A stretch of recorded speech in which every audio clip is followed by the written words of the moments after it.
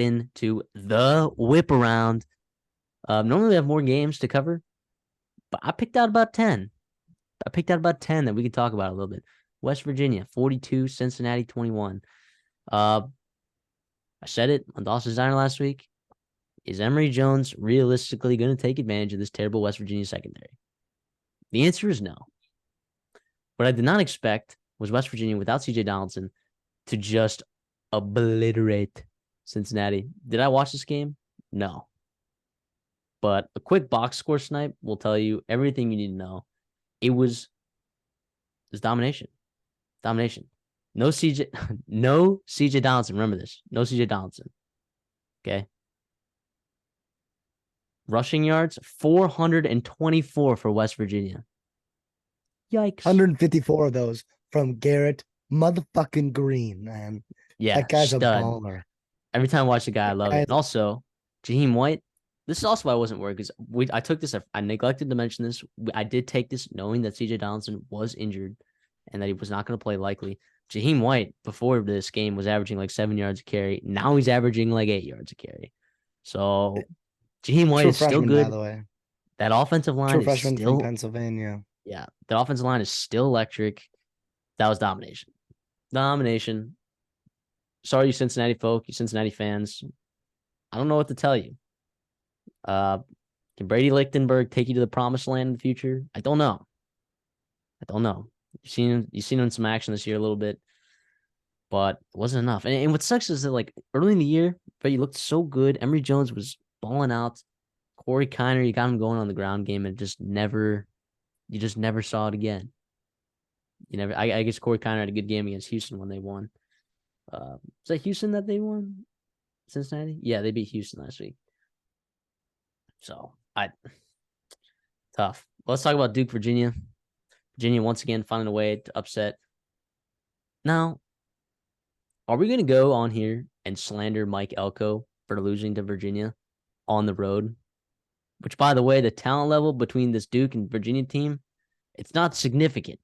It's not a significant difference in their talent. And Duke is playing with their third-string quarterback, Grayson Loftus.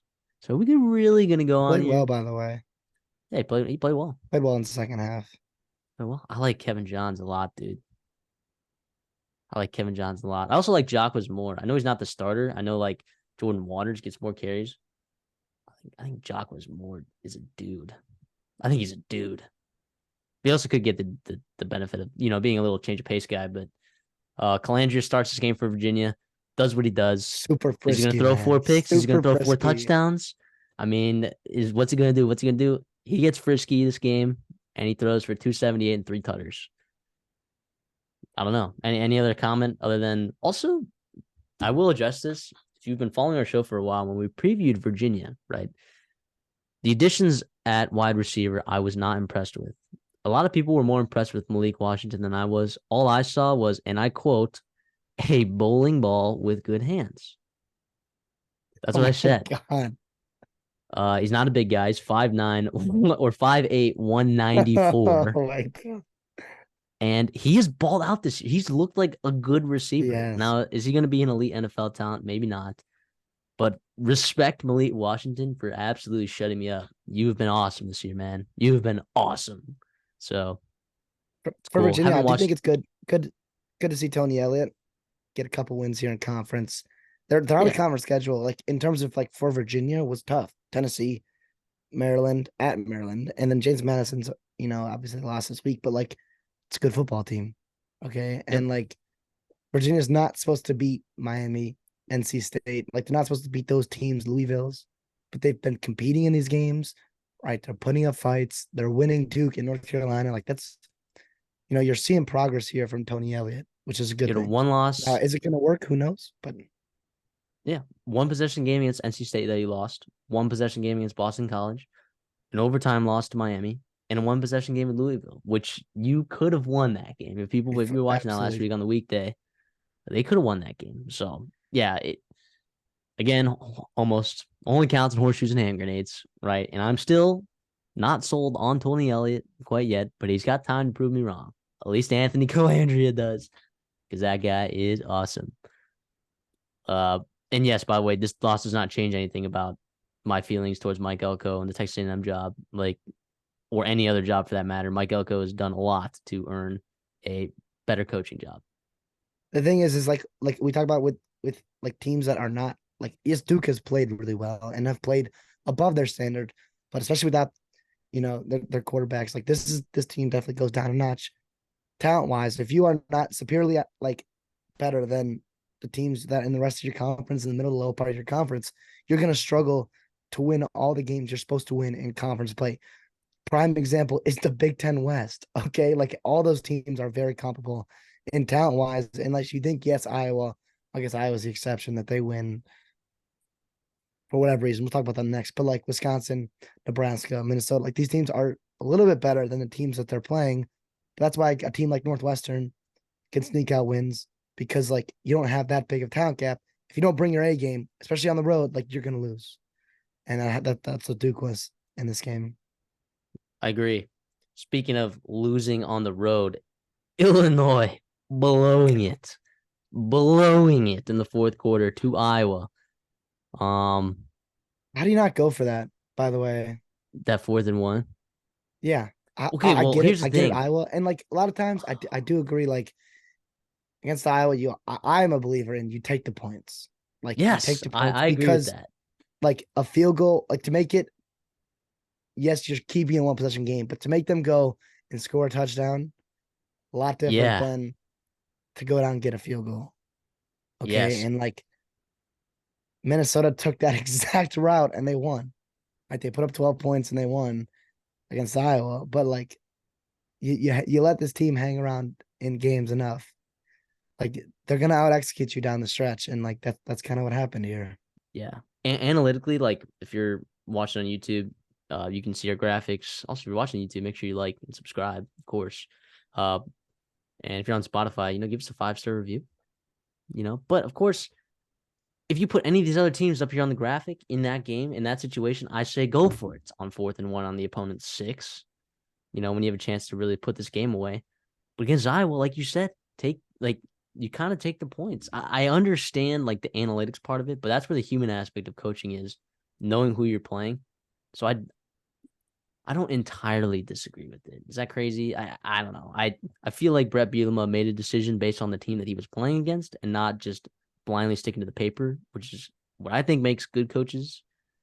But then again, yes, if they had gone for it, chances are they probably would have won this game.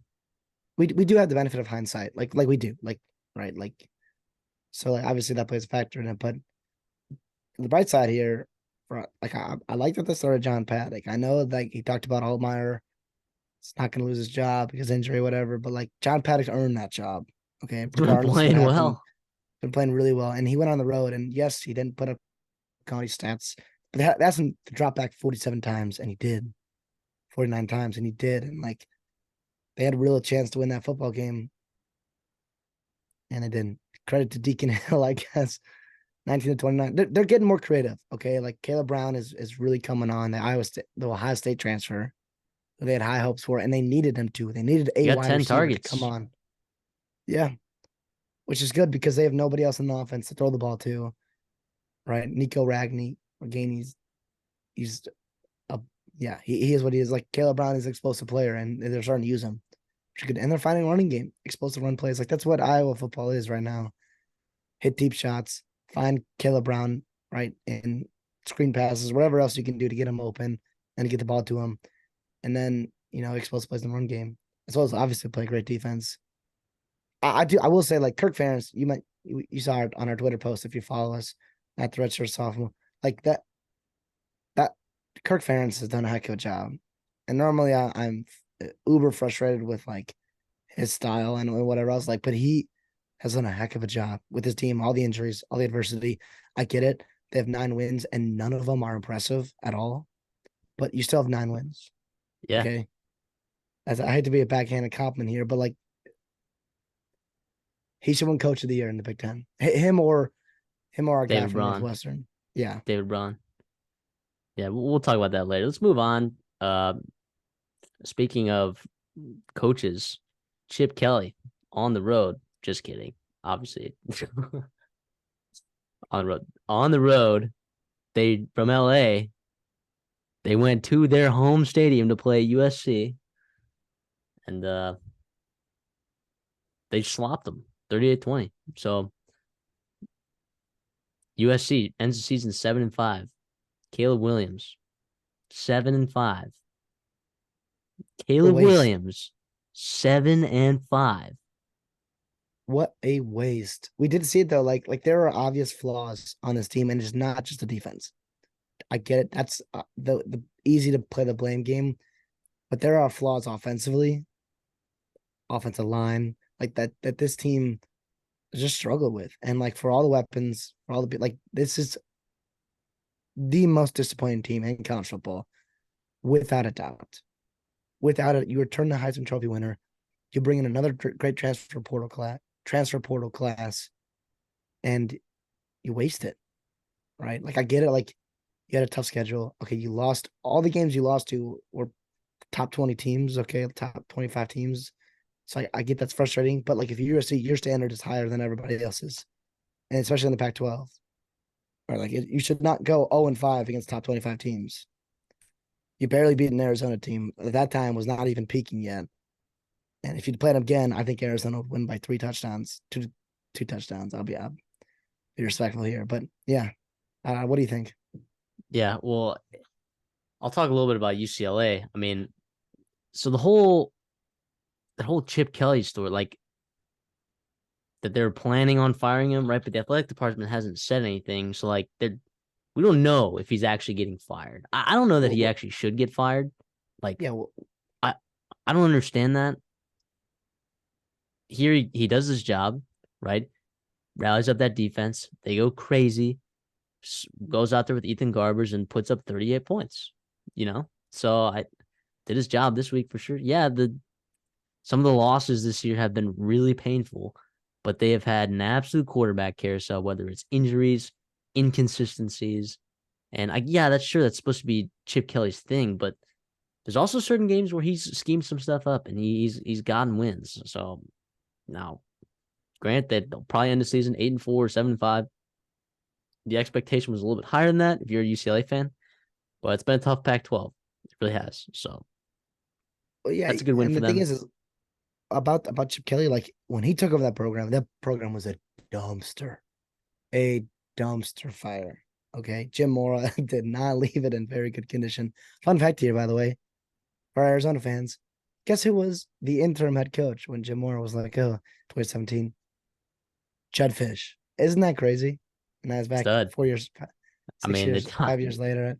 Should have kept him, maybe? No, I'm just kidding. Lincoln Riley's fine. No. By the way, that whole hot seat shenanigans with Lincoln Riley needs to stop right now. With this show, if we can put a halt to that, I mean, like, can we? No one can entertain this, right? Like, I can understand being concerned, right? But to put Lincoln Riley on the hot seat is the most absurd thing that I've heard. And here's this for you: like, what happens if if you just flip year 1 and year 2? In year 1, you go 7-5, and then in year 2, you go what they go 11-1, right? And then they lost the last 2 games, 11-1. Then they finished 11-3 with the lost to Utah and then Tulane. And you're the head like if you flip those 2, like you'd be like, oh, we have a guy like coach of the year, Lincoln Riley. Like, no, but I understand though that you want to see progression and you wanted to see improvement on that defense, and it got worse. And you kept the defensive coordinator. Shame on us. So this is the media's fault, I believe, because there were some obvious red flags from last year. They had crazy turnover luck, and there was no way that was going to sustain. And that hit a very bad defense. And Jordan Addison, that hit a very bad defense. And this year, that turnover luck did not happen. In fact, it was, flipped around in a couple of games, and you saw it happen. Like this. Let's hold. I get you're right though. Like improvement was needed. Going 0-5 in your 5 biggest games is unacceptable, but they'll be fine. Lincoln Riley, they're moving to Big Ten. They're going to start recruiting better. They're already attacking the trenches and recruiting, and like they understand where they need to go to. It's going to take some time, and year 1 in Big Ten might be rough as well. But like Lincoln Riley, you trust him. You will always have an elite quarterback. You will always have a good offense. It's going to be about the trenches. Right, and your line recruiting, and then depth defensively to make sure that you can withstand a whole season. And getting that D coordinator higher, right? Yeah. So. How about Lance Guidry, man? Go pluck him away from Miami. See what he's done at Miami there. Yeah. Well, what I've said too is if whoever A&M brings in, if it's not Elijah Robinson, right, and Elijah Robinson gets it's not booted, right? Let's say the next DC that or next head coach doesn't want someone else on staff, they want to bring their guy, like that's a guy that or DJ Durkin. Let's say Elijah Robinson or Mike Elko comes to the head coach. Like, I don't know. I'm just saying, or any of those guys, right? Like, what if DJ Durkin's not there anymore?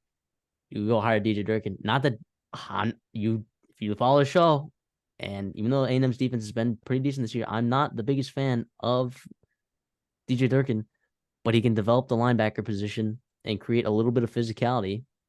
I'm not going to tell you he's going to have the best secondary around town, but do need a little physicality. You want him to have. Please, USC, hire DJ Durkin away from Texas A&M. So no, you're absolutely right. Yeah. Well, let's get into the next game. Michigan playing Maryland. 31-24. I don't think anyone expected this game to be close like this, considering that Maryland has been abysmal the last 5 weeks. I will say on that point though, this did have classic letdown game coming all over, but I do think we all expected Michigan to be immune to that because of how dominant they've been all year. Mm-hmm. But they played an emotional game against Penn State on the road. And then they'd come back on a second road game. Back-to-back road games is typically where you see teams flutter. And it wasn't pretty, but they got it done. Yeah, I'm not concerned. TBH. Are you that? I mean, I guess it was the first time all year that we legitimately were this Michigan team, I guess, is beatable. JJ McCarthy didn't look amazing, right? But I believe, did Roman Wilson get knocked out of that game? I was in and out of that game. So yeah, the only concern I have here is not just because I haven't seen it yet. When they really they haven't really been pressed, and this year this was the game they were kind of pressed in. And the thing is well, I'm a huge fan of JJ McCarthy's. I believe in the passing game. I still am yet to see it, and so I am still a little bit cautiously optimistic, maybe cautiously pessimistic, right in this Ohio State game coming up, which obviously everyone's talking about. The game they're deciding a playoff spot, the Big Ten East, whatever. We've seen it, the running game be there when they need it. The passing game, we haven't had it been tested yet. Will that be there when it needs to be there? I think it will. But again, yeah, they ran the ball twice as much that they threw the ball. And that's part of that is need for when you're winning the football game. Okay, that's what's gonna happen. The coaches, I'm sure the coaches aren't upset about it, but no. Yeah, I just think this is coming all along for Michigan. Every team typically struggles once against a team they probably shouldn't, and this is it. Off a big win. They haven't really had that wake up call this year, and I think this is a good time for Sharon Moore to basically say, "Hey, we're beatable if you guys want to be beatable," you know. Yeah. I think they'll be ready. That's gonna be a great game next week, Michigan Ohio State, as it always is, of course. But how about Rutgers and Maryland next week as well? Oh yeah, absolutely. Both teams 6-5. The battle of the newbies in the Big Ten East. Newbies, yeah. But yeah. Well, we're with the Big Ten East. RIP. All right, enough Big Ten talk. Let's go to the Mountain West, where Fresno State blew it. They blew it. They've been blowing it. They lose 25-17. Did I watch a lick of this game? No. So I have no idea if Mikey King got hurt. The reason why this is on the whip around, though, is because that is their third Mountain West loss. What does that mean? That eliminates them from the potential possibility of playing the Mountain West Conference Championship. No matter what they do, they're out. So they had the tiebreaker. They had the tiebreaker over UNLV too. So if UNLV happened to drop one, they were right there to scoop up that spot as well. Tough. Kind of on a skid, this Fresno State team. These last couple weeks. I don't know what to attribute it to be honest. I mean, it's still been a pretty good season for them as well. I anticipate them, going 9-3, 8-4, and probably doing pretty decent in their bowl game. They're going to come back with a lot of talent next year. So I'm not worried about this team, especially this team's future in the Mountain West, right? It'll be, even with Oregon State and Washington State coming in and having that contract, I think Fresno State is at the top of the list of teams that can immediately compete with those two teams and their resources. So, yep. Sucks for Fresno State. Sucks. But it is what it is. They have to move their goalposts now, figure out what their goals are for the rest of the year, and execute. So as for New Mexico, 4-7. They needed it. They needed it bad. I guess they needed it. I mean, if they win one more game, there's a potential possibility that they could play at a 5-7. But if there's not enough 6-6 teams, but I don't anticipate that really happening. So they're likely eliminated. But credit to them, like, they could have rolled over. They could have just gotten murdered by this game. This is on the road, by the way. It's in Fresno State. Yeah, that's the frustrating part. Yeah.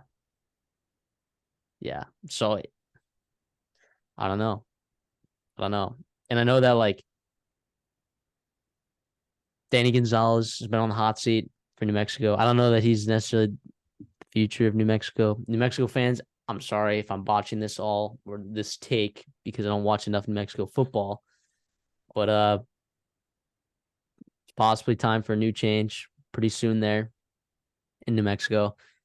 So it's interesting to see them win a game like this. You know, if they win that last week, it's like, do you keep getting Danny Gonzalez? I don't know if this athletic department has the money to buy him out. Actually, it might be a year-by-year contract. I don't have information on that. I don't know. I don't know if he got extended or if this is the last year. This might be the last year of his contract. I'm not sure. Anyways, if you're a New Mexico fan, please fill me in on that. Sorry for my ignorance of the New Mexico Lobos coaching situation. But speaking of New Mexico, let's go to New Mexico State. Going in, getting paid $1.8 million to beat the absolute piss out of Auburn. The absolute piss. I mean, look, they won 31-10. Diego Pavila. Diego Pavia is a dog. I mean, like, you could box score snipe games like this a lot of times, like Power 5 versus G5, like lower tier G5, quote unquote. And you can attribute that a lot of times to, terrible turnover luck. Bad injury. None of that.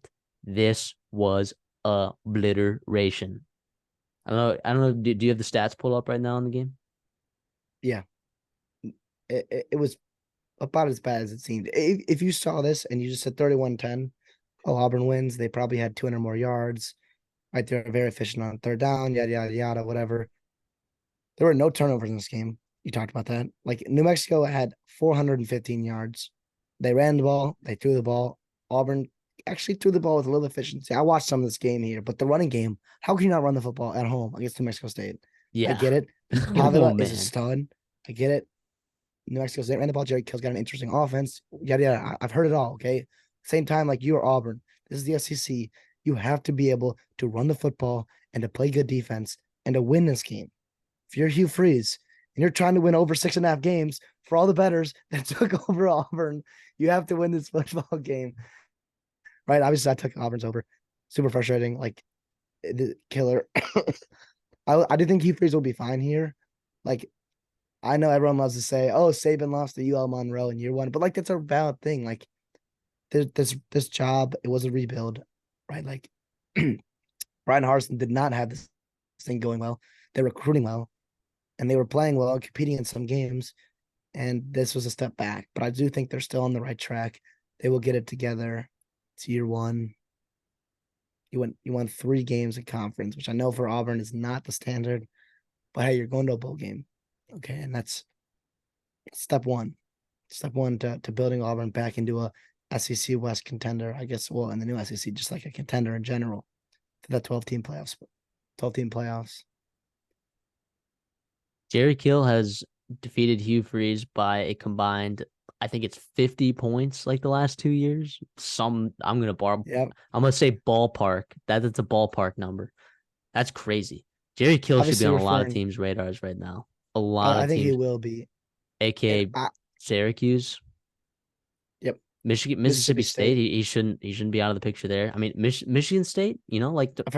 I've heard Kansas. If Leipold leaves, which obviously we want Leipold to stay there, lifetime contract for that man. Unless of course he comes to College Station, that'd be pretty all right. That'd be fine. I do think Jerry Kill was already on lists of teams that like know exactly who he is. He's a lot of respect in coaching circles. I think this is more about like getting national media attention that he deserves, and for doing what he did with the Aggies there in New Mexico State. Really, I think if Mike Elko moves to A&M, I think Jerry Kill would be a really good fit at Duke. Another spot as well.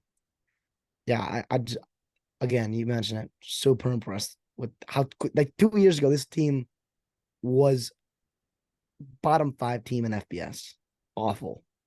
And they were independent. Like this team had no future there. That's what he does though. Like he builds teams and quickly he has them winning and going to bowl games. And this is obviously ahead of expectation for New Mexico State. Like this is obviously way above any expectation of any New Mexico State fan, but this is incredible. Incredible. Pavila, man. And he was hurt too. He was not 100%. Yeah, he gutted out. When is he ever 100%? Come on. But there's also a thing about like just Jerry Kill. Is he just happy at New Mexico State?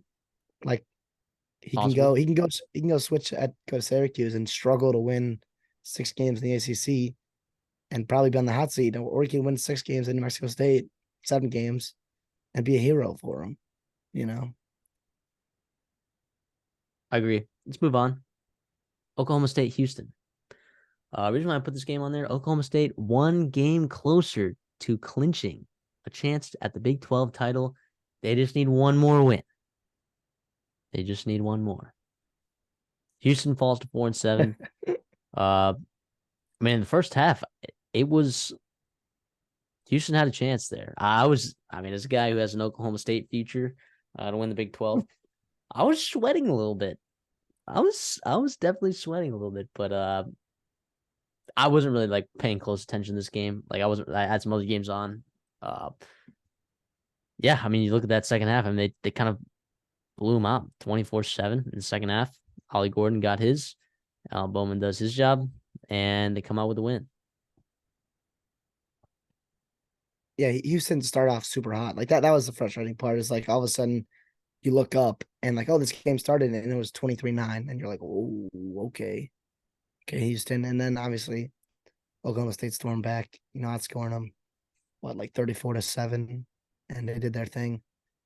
But this Oklahoma State team's weird, man. It's weird. Dana Holgorsen needed this, by the way. That would have been real nice for him. I know, obviously, he got the big win. That could be a job that opens up at the end of the season. Yeah, and by the way, don't confuse yourself. Don't kid yourself. This is a good job. This Houston job is a good job. Yes. Dana Holgorsen left a Big 12 West Virginia to take it when it was back in the American Conference. Houston's not just a basketball school. This team it's got real potential. And we talked about this in the offseason, how frustrating it's been, the recruiting bed they're in, and to not see the results on the field. But yeah, you mentioned Alan Bowman. He's kind of frisky sometimes. He threw that pick early, which is brutal. But yeah, Ollie Gordon did his thing. This Oklahoma State team, you mentioned it's win and you're in, right? And they're the only team in the Big 12 that controls their own destiny, which is crazy. What if I told you that back in September? Hey, this team going into rivalry weekend has to beat BYU and they're in, and they're the only team in the Big 12 that knows exactly what they need to do next week. Yeah, it's awesome. Good for Oklahoma State. Good for me. Good for me. Thank you, Alan Bowman and Mike Gundy and Ollie Gordon, of course. Let's move on to a game that was on the weekday, Friday night game. Washington State pancakes Colorado 56-14. Colorado 4-star decommits. Their class drops below top 60 in the country. Washington State, where was this in the middle of your Pac-12 season? Where was this against Arizona State? Where was this against Stanford? I get that you've been hurt, but where was this? The moral of the story of this game, though, is 1, Cam Ward is still a pretty good quarterback when he has help around him. Oh, yeah. 2, Travis Hunter is still really good at football. I thought he played lights out. I know there was that highlight of uh, Victor burning him or Williams, whatever, burning him on a route or whatever. I don't. That happens when you're a corner. All right. As a receiver, Travis Hunter was awesome this game. I know what do you have only like 4 catches, but it felt like he earned every single one. He's still a really good football player. And it'll be interesting to see what this team can do because there's a lot of scholarships on this Colorado team that that are kind of stuck there because these are kids that transferred in. They can't transfer out again, right? So, like, how do you make room for more guys, right? How do you make room for more guys? The thing is like you can, and it's ugly. It's not pretty. It's ugly. And I do have respect for Dion. I do think he's got good morals. I don't know if he will do it because that's bad. How can you convince a team, hey, come here, you come use your transfer waiver, and then you're like, no, I'm going to kick you off the team. Go enter yourself in the transfer portal. The thing is like we saw the reality of now. There's a lot of holes in this roster. Obviously, the defense a mess, the offensive line, right? But like we saw what happens. We saw a glimpse, maybe in a preview, if Shedeur Sanders decides to clear for the draft, this Colorado team is in serious trouble for next year. I don't think he will. Unless they find a transfer quarterback. But at the same time, like that everyone wants a transfer quarterback. I hope he does for Colorado's sake, for college football's sake. I hope he does. But yeah, goodness and gracious. He can make as much money in the NIL as he can as a rookie. But does he want to stand behind that O line and just get slaughtered, teed off on? Now, obviously, you'd hope they'd improve it year over year, but they got some stuff to do. And you mentioned it though, the transfer portal, like it's going to be hard to free up spots. That's where you have to hit in high school recruiting, pitch to these guys. Hey, listen, like if you're ready, Jordan Seaton, right, the IMG off the tackle.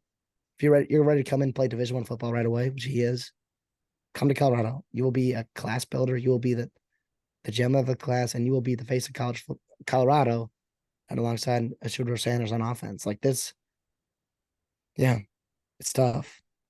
Now, obviously, but like again, we do have to take ourselves back to the summer. Like, forget what happened in September where they beat a bad Nebraska team, they beat a bad TCU team, and they barely beat Colorado State. Like this team had low expectations, and they have met those low expectations. That's step one in Deion Sanders' process of overturning this Colorado football team.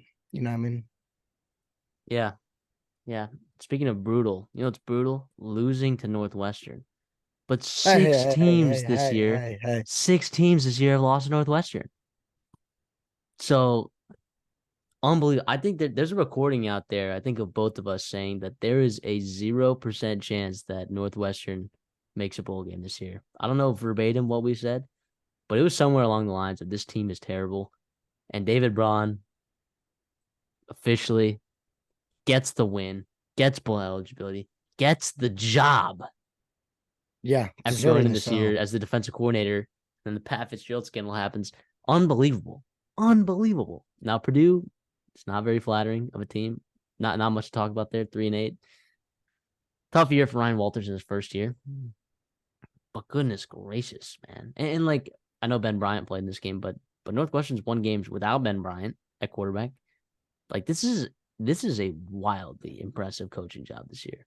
They lose Malik Washington, who, by the way, has like 1,300 yards over at Virginia.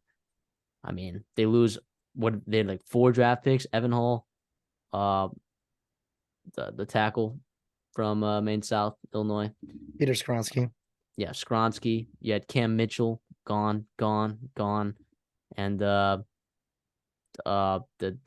defensive end that went to Indianapolis. I forget his name as well, but who I'm not even gonna try to pronounce his last name. But you lost all those guys, and you replaced the talent with, like, I guess AJ Henning's a really good player, and then Ben Bryant. That's Bryce Kurtz. Bryce Kurtz, man, don't fault my guy Bryce Kurtz, the Minnesota killer. No, but yeah, you mentioned it though. Like a team like Northwestern does not lose 4 draft picks, lose and go and win, right? 6 games after winning 1 game last year, none in the United States of America, and that was against Scott Frost, so that doesn't even count. The thing is like, oh, this is awesome. This makes me really happy. Northwestern, those kids, like those kids are A lot happened in the offseason. A lot happened. That's all I'm gonna leave it at. And like to get this win, to be bullish, but you have a real chance to beat Illinois, right? Like Illinois, yes, they're playing better football, but that line's under a touchdown. You got a chance to go in there and get 7 wins. Regardless, though, this is a wildly and keep successful Illinois season. from going to a bowl game. Could you imagine? Yeah, and you'd be 5-4 in conference play, which is just incredible. Yeah, for Northwestern. They would finish, I believe, if I'm wrong, they'd finish second in yeah, the Big Ten West, which yeah. is not much, but like that's still something for them. That's absurd. Yeah, for this team, that'd be crazy. They have accomplished their goals and more for sure. They've been awesome. That's it for the whip around. Hope you guys like that. We love doing that. There's some games that we missed, or some games you want to hear us covering the whip around that maybe aren't, the main event per se. Because there's a lot of good games next weekend. We can't get to all of them in our previews. Let us know if you'd like us to cover them in the whip round. So let us know in the comments. Tweet us at the Redshirt Soft. Email us at the redshirtsophomore@gmail.com. And if you're gonna do that, like the video, please. I know we keep saying it, but it helps us out so much. We appreciate you guys. We love doing this, and you guys have supported us so much. So thank you.